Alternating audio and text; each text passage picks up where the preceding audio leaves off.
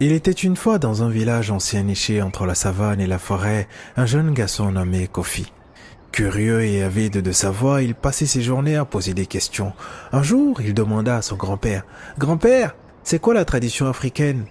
Le vieil homme sourit et lui dit, Viens, assieds-toi sous l'arbre à palabres, je vais te raconter une histoire.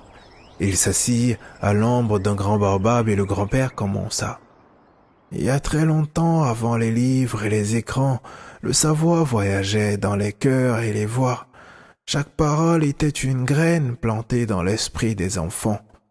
Dans chaque village, il y avait un feu et autour de ce feu, les anciens parlaient. Et ils parlaient des ancêtres, des esprits de la nature, des lois invisibles qui gouvernent le monde.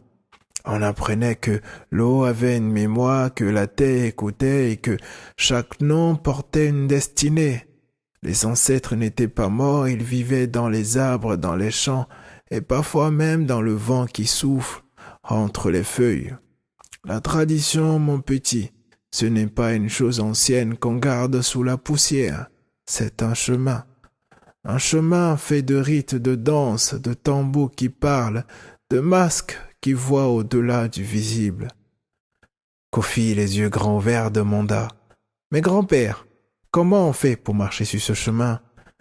Le vieux sourit encore et répondit, En écoutant, mon enfant, en respectant, en racontant que la tradition africaine ne vit que si on la partage. Chaque fois que tu dis un proverbe, chaque fois que tu offres un sacrifice, chaque fois que tu danses pour honorer les esprits, tu fais vivre l'Afrique.